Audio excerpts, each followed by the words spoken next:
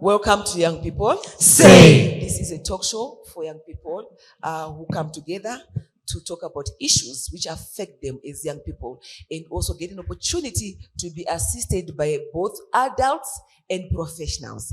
So I want to say to our viewers out there that please note that these young people are representing the views of other young people from all over. So whatever they're going to be saying does not necessarily mean it's them or coming from them as individuals, but is representative of youths out there. So welcome, young people, to today's session, where we are going to be talking about favoritism. Favoritism in the home. You know, as a parent also, one of my children, at one point, they said to me, it looks like so and so is your favorite. They were actually mentioning the name of one of my children, and so is daddy's favorite. And then I was shocked, because to me, I never looked at them in that way.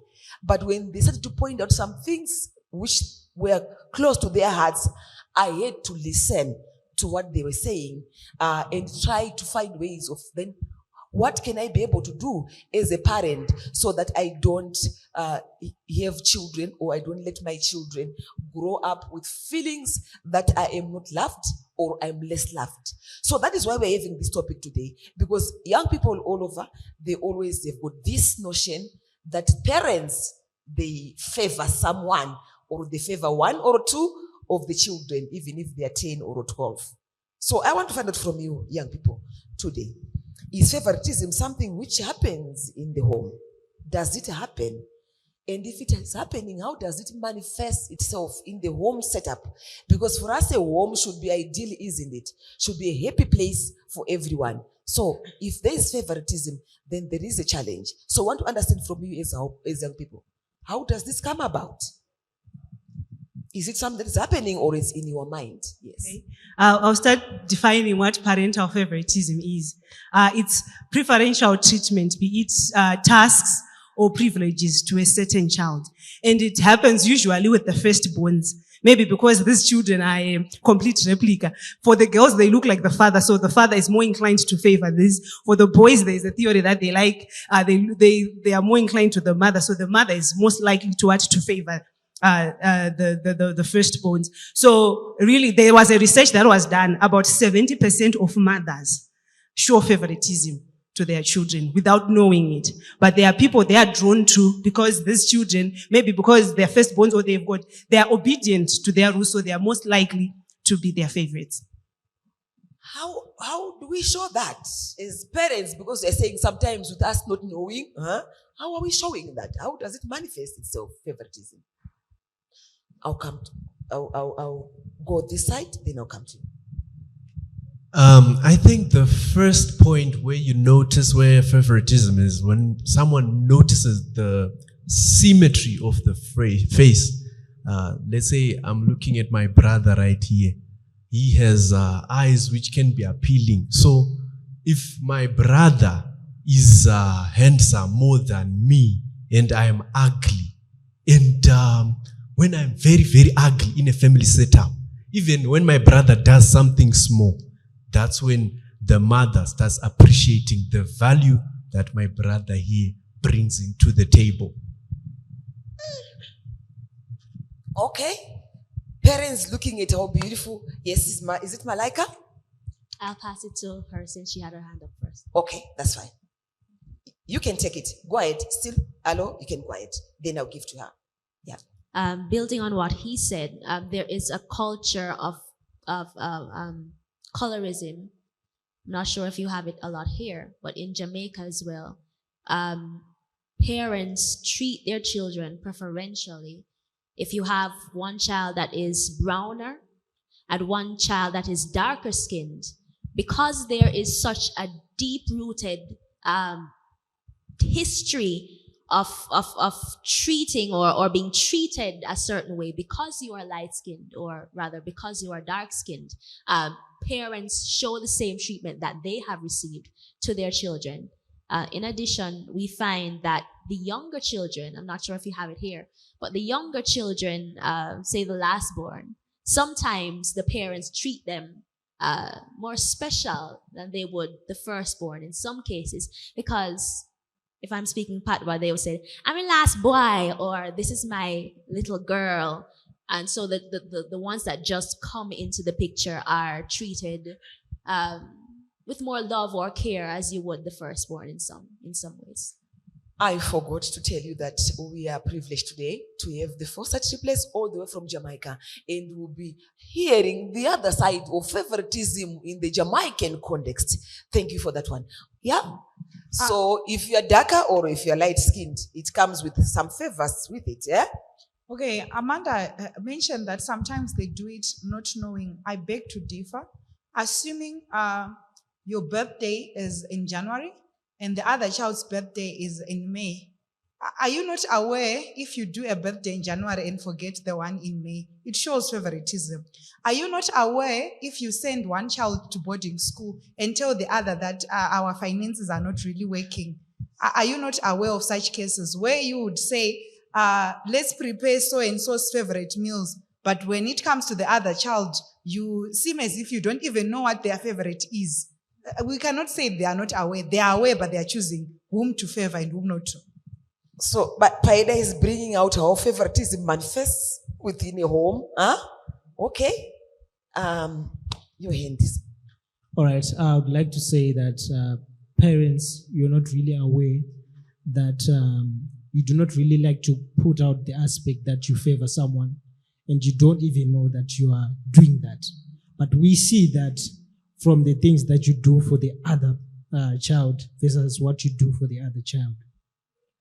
So for example, you can take another child to St. John's, then the other one is learning it in by high school, maybe a day school, just because maybe the other one is not really academically gifted than the other. So choice of schools by parents is on what you are good at. Yeah? As they say, actions speak louder than words. So we can actually tell in the family that there is more action to the other than the other one. He talked about, someone talked about being handsome. Then a son is more handsome than the other. It depends with the inclination of either parents. There are parents who are inclined to loving beauty much more than other things. There are also parents who are inclined to liking their they're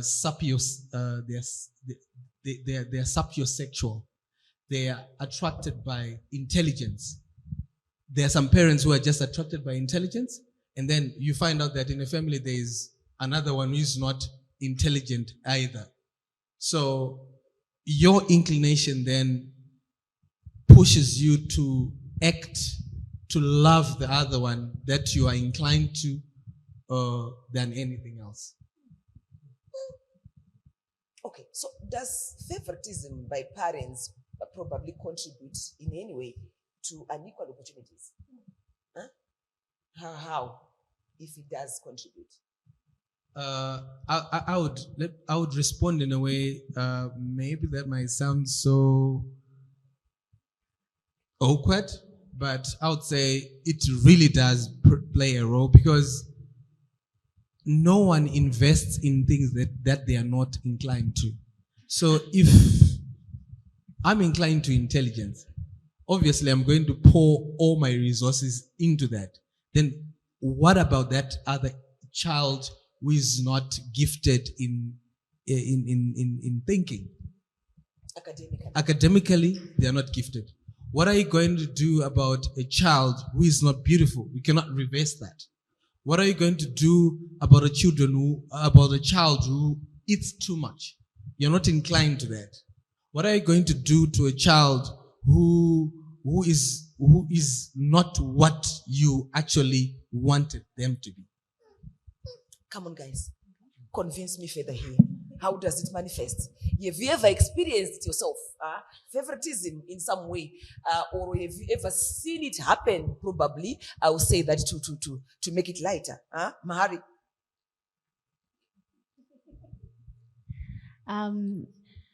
Thankfully, I was raised in a household that prioritized equality in terms of, we're triplets, and there are different times when one might be likely to say, "Oh, Dad, you gave her more food than you gave me," or this happened or that happened, but Mom and Dad always emphasized, if she gets 2 apples, I'm going to get 2 apples too. And if she gets 2 apples, she's going to get 2 apples too. And if this piece of clothing is bought for her, this piece of clothing is going to be bought for me as well. So that was stressed in our household, the benefits of equal love. And I felt that from my parents as well.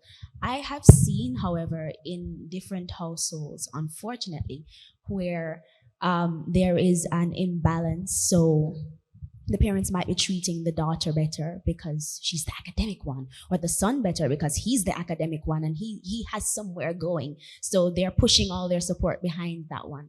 And I think most of those experiences that these young people have in childhood, they bring it into adulthood, and that inferiority that their parents push upon them, they go into the workplace with that. They go into relationships with that. So they feel less than.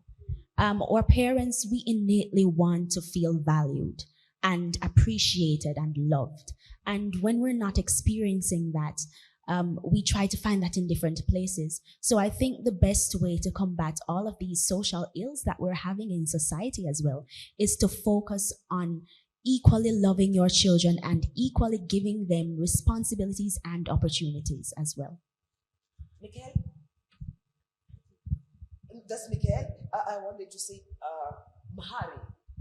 That's Mahari. Malaika then. That's Malaika then. Come on. Okay, so I believe that there's also inequality based on gender. Some parents value boys more than girls, or girls more than boys. Or you'll hear in Jamaica, me a girl father man, I like girls more than boys.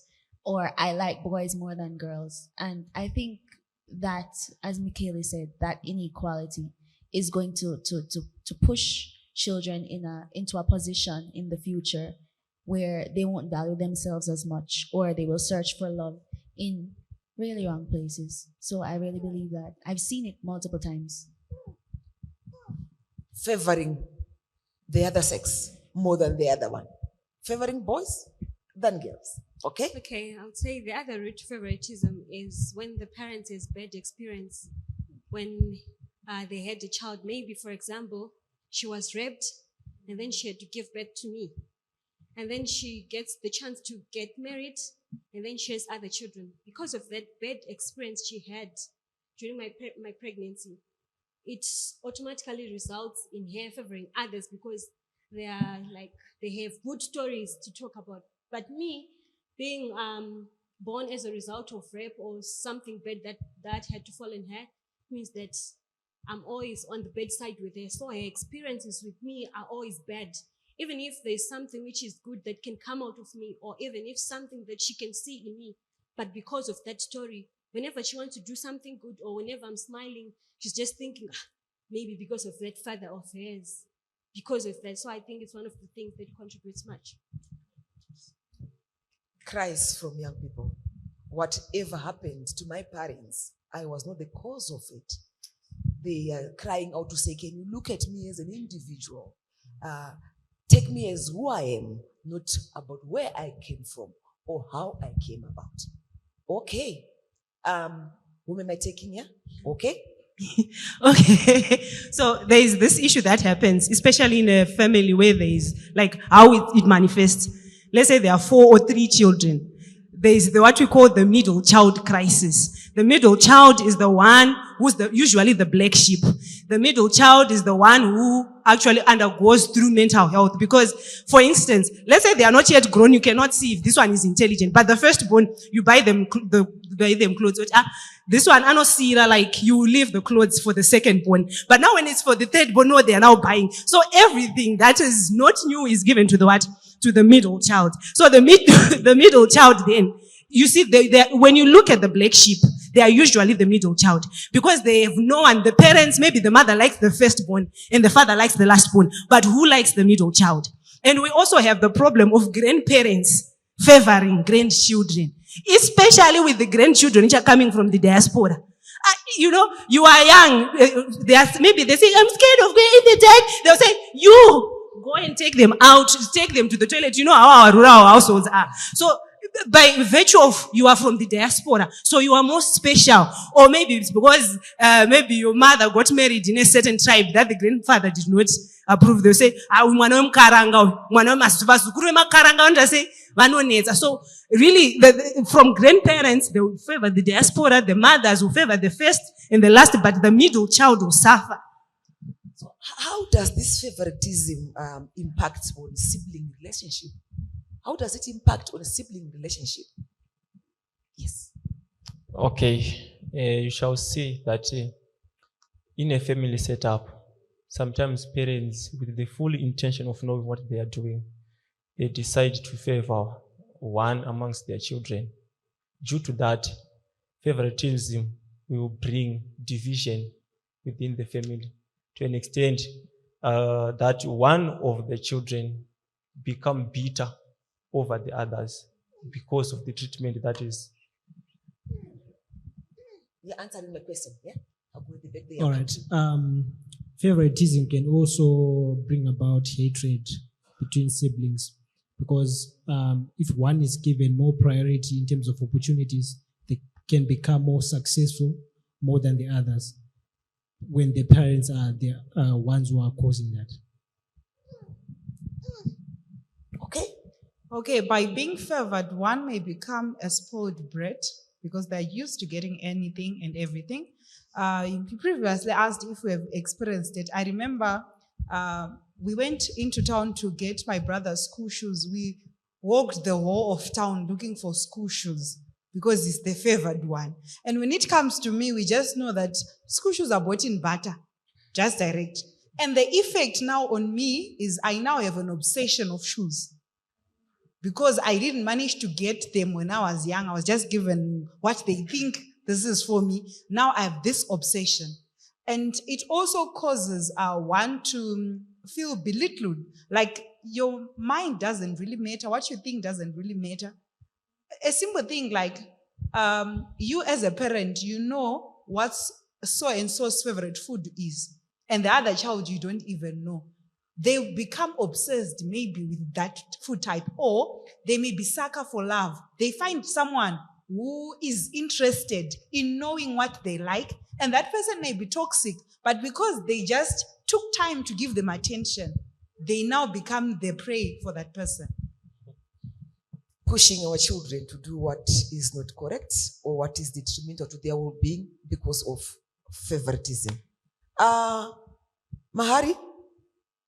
From the Jamaican side, are you seeing any effects of favoritism in that context?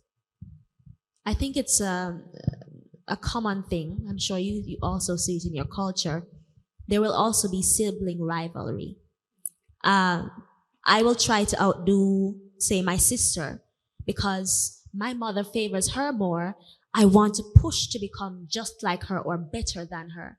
And so in that drive, in that push to become better, we find that the sibling relationship is damaged. And if we go back to the Bible, we see evidence of that. Joseph and his brothers, these types of favoritism push siblings to do things that they might have never expected they could have done. So sometimes the actions of the parents, they so damage the relationship to the point where there's no return. I want to give sort of a testimony of my family setup. I'm a sports person by nature. From primary school, high school, university, I've been a sports person. But because my father did not like sports at all from anyone, so I would fight myself on my own.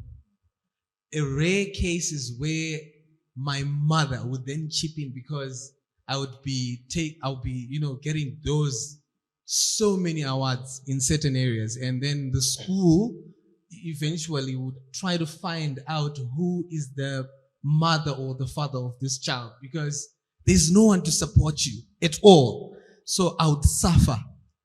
Then with my brother, who is academic, everything of his is done perfectly. When it comes to school fees, it's paid on time. To the sportsman, no. I want you to do school, but you are stuck on sport. For you to listen to me, I'm not going to do anything. So by that, I had a lifetime where I was so low esteemed. I was belittled. I felt like I don't exist. I'm not important in this family. So those are some of the effects that you would actually experience when you grow up in a family, that you can actually tell that there's favoritism. Actually, my brother is more inclined to, he's a look-alike with my dad. So when he stands there, my dad is actually proud. He feels proud that he has a child who looks like him. The rest, we look like our mother. So it has actually a very deep and so intense impact on children. Please don't go away. We will be right back.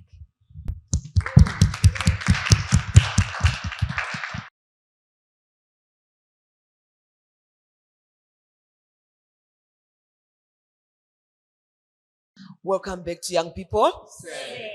Before we went for the short break, it was getting hot. Young people were talking about the effects of favoritism,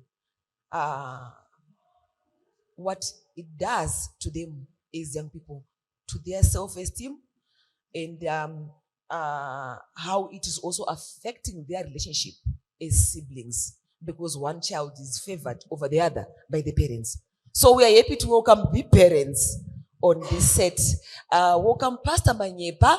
He is a pastor and he is also representing the fathers here today on this topic. And welcome Grandma Manyeruke. She is representing the grannies and also the mothers. And I can tell you that I think you've been listening, that grannies, they get carried away when the grandchildren from diaspora comes. And then they forget all the other grandchildren, and they are now focusing on the one who's coming from diaspora. I think you will respond to that. But my question to you all, I don't know who is taking, is favoritism among us parents intentional? Do you even know, grandma, that you are favoring another grandchild over the other? Do you even know as a parent, is it intentional? Or it's not? I don't know. Can you tell us what is making you favor if you are favoring? Thank you. Generally, parents or grandparents. You can bring it closer. Parents or grandparents do not intentionally favor someone. But from how the children perceive, it comes clear that someone is being preferred other than the others. And I think from that discussion as a family, whether you are a parent or a grandparent, should examine yourself whether that is true. And if it's so, you correct it. I think most of the people do this unintentionally. They may have reasons. He is specifically pointing out straight that the father prefers that one because he's academically gifted. And he is very clear that he's not going to support this other one because he's just a sports person. I don't disagree with that, because that parent depended on how he was brought up. When we were growing up, we only knew that you should go to school, academically do well. We never thought a sport would be a career. So we thought either you are going to be a teacher, a lawyer, a nurse, a clerk, but you can't say a footballer or a netballer or someone who is doing tennis or singing like these girls was a profession. So we have to take that parent on a special note, that they were not aware that they should cultivate their child's interest like they did with the academically one, because that's how they were brought up. So you must forgive your parents for doing that, because they didn't know. They thought to go to PhD is the only thing. Now they probably realize that being a farmer, you can look after your family. Good answer. And Pastor Manyepa, maybe you can also probably elaborate further on that point, and also to tell us the unintended consequences of favoritism from a point of view as a father and also as a pastor. Thank you so much, Tete Makoe. Yeah, I also want to say the other flip side of what Gogo Manyeruke has just alluded to. I wanted to say, I don't know if it's favoritism, but it happens that, as parents, we sometimes do tough love to this child, and sometimes, be tender to the other one. And in the eyes of the children, it's favoritism. But one thing they have to realize is the way I'm seeing things and the way they see things is probably different. As a parent, I know how you were brought up and how you were raised, your weaknesses and your strength. I kind of understand you the other way. And I understand the other one the other way. So the way I treat you all is not equal. And though you want me to treat you the same thing, but you are different. Are you guys the same? I want to ask the Forester sisters, are you the triplets the same? Huh? Absolutely not. We even have different personalities. So. Yes, absolutely not. Even if they are triplets, right? They are different. So they can't expect to be treated the same. You can see on this one, she's lazy. I have to be tough. On this one, she's a hard worker. I have to, yes, I have to be soft and to be tender on her, or else I may end up abusing her or allowing these to stamp on her. Because what happens on the consequence part of it, you see, we as parents, we are caught between the hard rock and the ground. Because by the end of the day, these are the children who start depending on one child when we parents are not here. Because they were, we were soft on them, we did not empower them, we did not show them the right way. Before I give to them, they've got lots of questions. You are said to prefer boys than girls as fathers. I think it's wrong. It's different. Yes, when it comes to maybe when you are getting married, you would also want your lineage, Yeah, that is given. But it's not for men. It's for women. Gogo can testify that, it gives women a sense of security that I'm now accepted in this home if they give birth to sons. But for us men, we know for us to be taken care of, we need girls. But and there's the professionals will come in and will tell us on these preference points. I think we as fathers, we are weak when it comes to our daughters. They control us.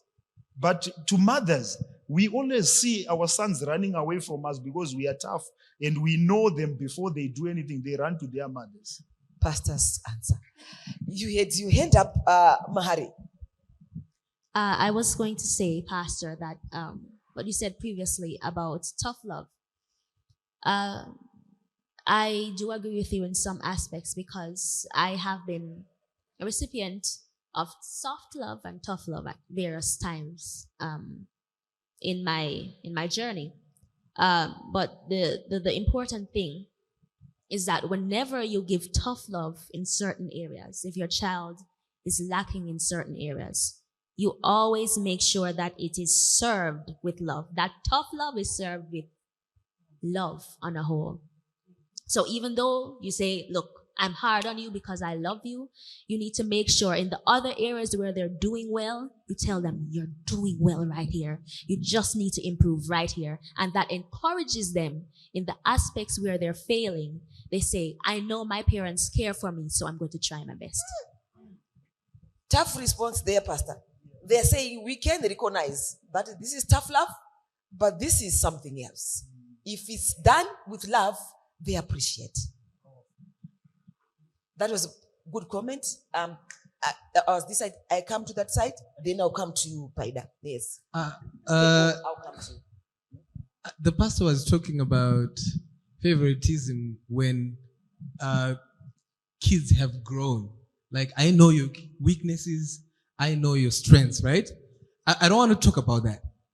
Let's talk about when soon after birth, there's favoritism. Names of children can actually distinguish the love that is there, that is attached from parents to that child.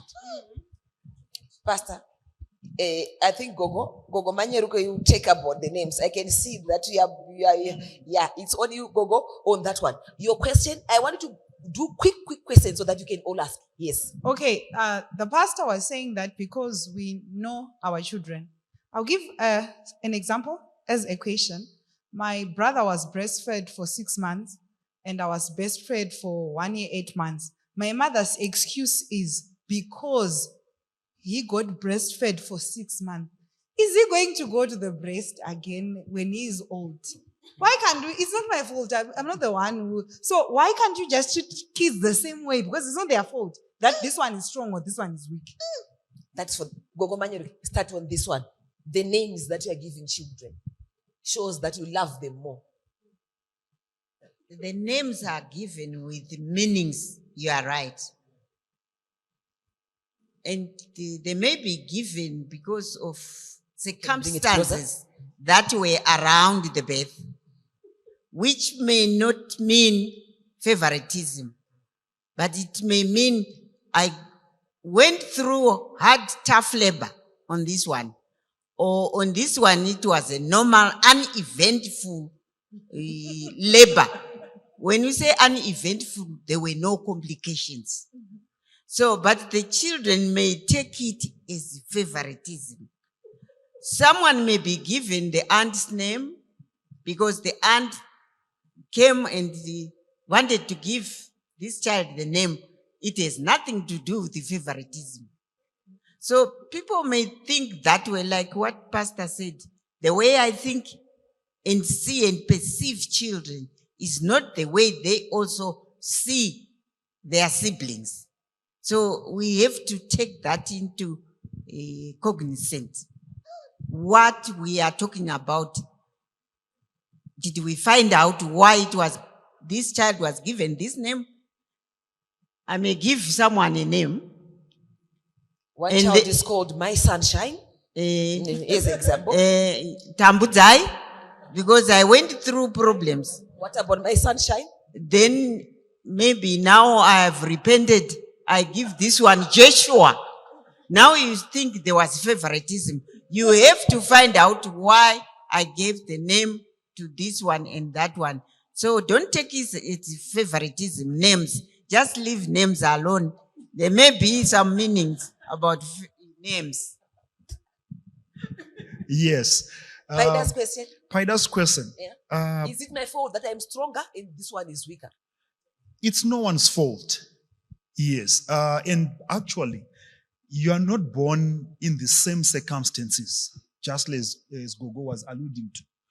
This is 2023, right? There are things that are happening. There are things that I'm feeling. There is love between me and my wife, and things are going on very well. And you are born. My wife is strong, is healthy. She can breastfeed you for 2 years, right? And then maybe, let's say 2026, things are they're different altogether. And you are born, and probably she's now working. She breastfeeds you for 6 months, and now, wean you, and she has to go for work. So Pastor, get to the point. The question is, but when you're giving preferential treatment, you're saying this one sucked for 6 months. You sucked for 2 years, so you're stronger. We need to put attention to the 6 months one. No, I think there are instances, yes, we have agreed to that when we parents are wrong. Yes, in the way we but we don't want you as children to take that to heart. Let me give an example of Jacob and Joseph. You know Jacob and Joseph. Jacob lost his wife, right? And the wife that he loved so much. And he lost that wife along the way. And he buried there in the bush there. And he's left with this young boy. And he thinks this young boy is vulnerable. He needs my protection. You see. And then there is Benjamin, born, and actually Jacob attaches his life to Benjamin. That if this one dies, I also die. So these things happen according to circumstances, just as Gogo has alluded to. Thank you. More? There were 2 hands. Who's? You had the question, and then I'll come to you, and then you've got a question. Okay? We have a sanguine who's happy, merry-go-round, and making friends easily. And then you have a melancholy, one who's creative and needs more time to be blissful. And the parents doesn't give the time to the melancholy one. And then we have the choleric who's already almost balanced, but needs some sort of attention. So now, my problem now is you beat the melancholy. But the melancholy, if you get it right, you bloom into the world quite well. But the problem with the parents nowadays, they beat up the melancholy to the point that the esteem is gone. The ego is gone. Everything is gone. Hey, and then you come into the world, hey, and then you say you want someone who's confident, someone who, when you say, go at the pulpit, how can you not be an MC? How can you not sing properly? Hey, you man, hey, something like that. So he's commenting again on qualities and characteristics of children. That's not a question, but he wants you to respond to his comment that sometimes melancholy, choleric, you have got a side which you choose, and then you are hitting hard on one who has got a character, the soft one. They are not the outgoing ones, but they've got what they're good at also. So you are not balancing that. You've got a question? Yes. Yeah? Pastor, why is it difficult for parents to shift their focus on things that I'm not good at, but focus on things that I can do? You got that one. You are giving it to the pastor. Your question? Okay. Pastor, what are you doing as a pastor to unite, let's say, family siblings? Because I just want to correct your misconception that when you die, the people would depend. When you die, the siblings will actually show their hatred for each other and sell everything that you worked for. So what are you doing to at least reconcile siblings in churches? Pastor, I can take that one. Then we'll give Gogo Manyeruke a question so that she ends it. Yeah, first of all, let me start by admitting that being a parent is very, very difficult. Some of the things that we are trying to do as parents, you may not see the benefit of it now. But when you are older, you understand it. That's our comfort. Let me say, we can never be good. But what we can only do as parents is to try and do the best, right? The favoritism definitely may be there, and we don't deny that. But you only understand this when you guys are older, when you are from this. Right now we are speaking because you're full of, that you are feeling the pinch of aggressiveness now, or favoritism now, right? But once you pass this stage, and you become a parent. You start realizing how difficult it is. As I sit here right now, I was one kind of a raw child. You know, I was a drug addict. I was everything that I wanted to be. But, and I thought, I ran away from home when I was 19, actually, to join the army, while my parents did not know. You see, that's how hard and how raw I was. But now, you know, I'm so much afraid of my son that he may do the same things that I used to do to my parents. You know, I fought my father sometime because I thought my father wasn't treating my mother right. I just felt like that. And I felt I could hit this man. And I fought him hard and he ran away. In the sense that I was protecting my mom. But now that I'm a father now, I realize, what was I doing that time? You can hear how I'm describing myself then. I was raw. It's the same way now. You know, what I wish for is for us parents to do our best. To a point that we have to leave you guys to live your life. But we should be satisfied that we did our best. Yes. I am going to hit on one of the girls. The one of you, any words of advice, so that we can also give to Gogo to say advice to parents. My advice would be, I know that in this time there might be a lot of things that you're seeing right now that they point towards favoritism, and it's going to hurt. It might be painful. Speak respectfully about it. If there's something that you see that's wrong, speak respectfully and say, I'm having a little issue here, mom, dad, and try to fix that with them together. However, a lot of parents are raised in the old school a lot of times, and communicating might not be that easy. So we also have to rely on God to just keep us through those times. Also, as parents, I'm not going to lecture because I'm not a parent. However, it would be good to also focus on the example of Jesus, how we are all equal at the foot of the cross, and how as brothers and sisters and children of God, how he treats us with the same love and consideration and kindness, even though his punishments and his judgments might be different because we behave differently at times. We're different children. However, he treats us with the same love and respect as every other child of his. So use the example of Christ in your parenting.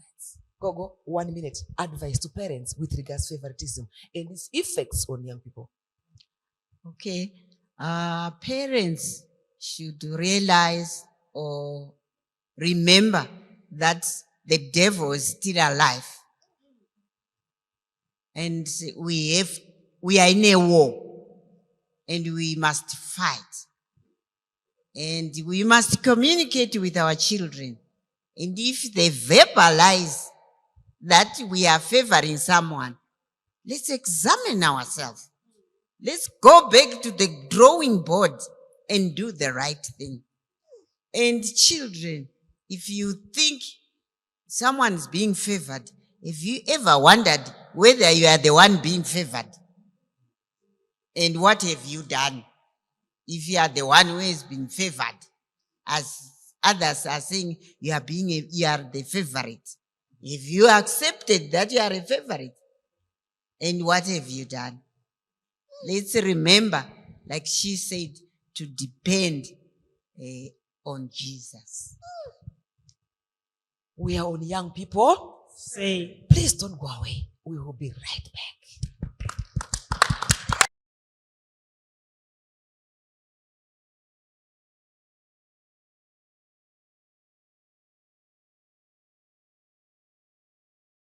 Welcome back to Young People. Say. We are talking about favoritism in the home, and we've just had parents who came through to actually elaborate and clarify some of the gray areas where young people had questions around the issue of favoritism in the home.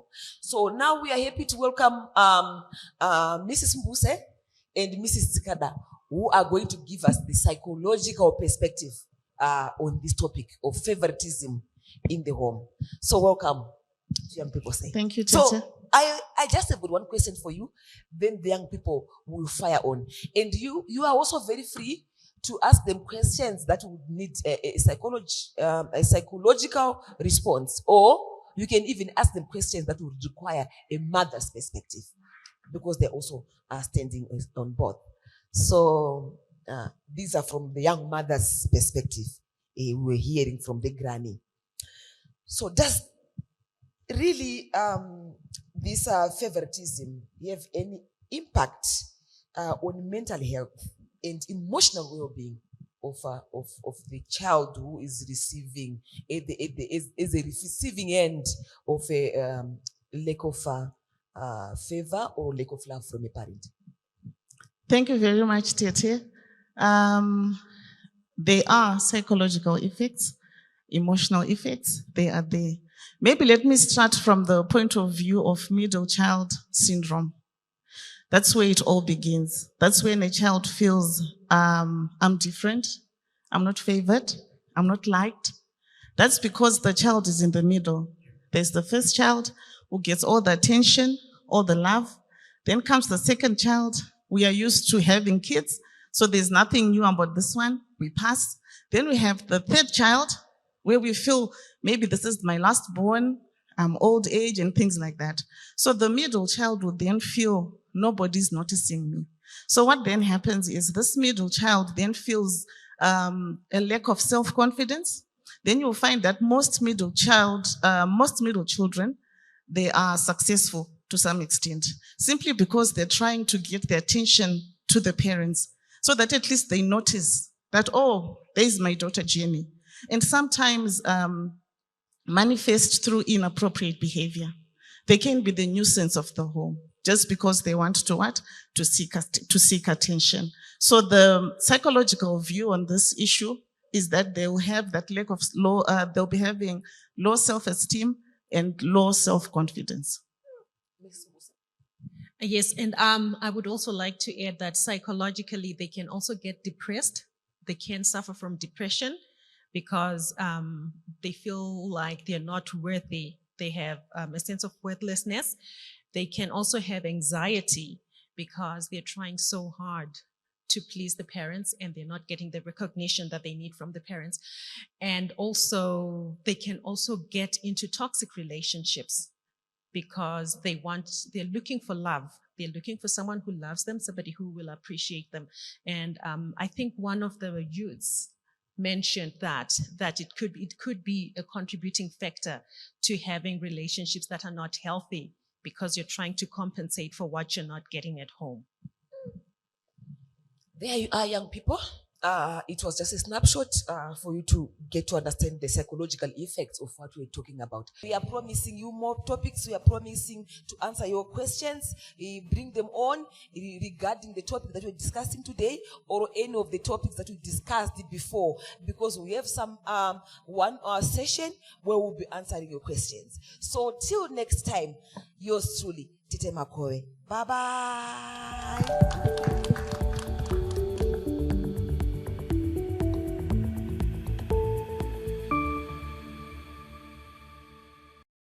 Besemo banonzwara uranyi sokora kanaka murese pasi kuti vanu vese ngari nzveri uyo unoda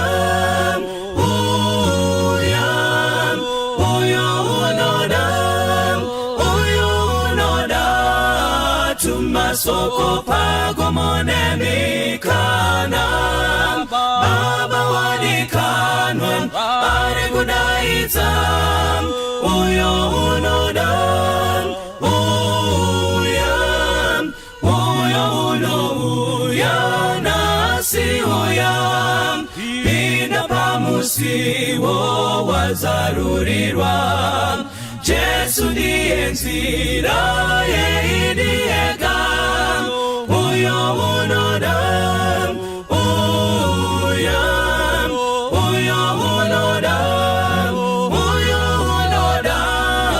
Tumasoko pagomone mikana Baba wadikanwa ari kudaidza uyo unoda uyo unoda dawiraini uyo unoda ziwirange iswi uyo unoda upenyunarini uyo unoda uyo unoda tumasoko pango monemikana baba odikano ari kudaidza uyo unoda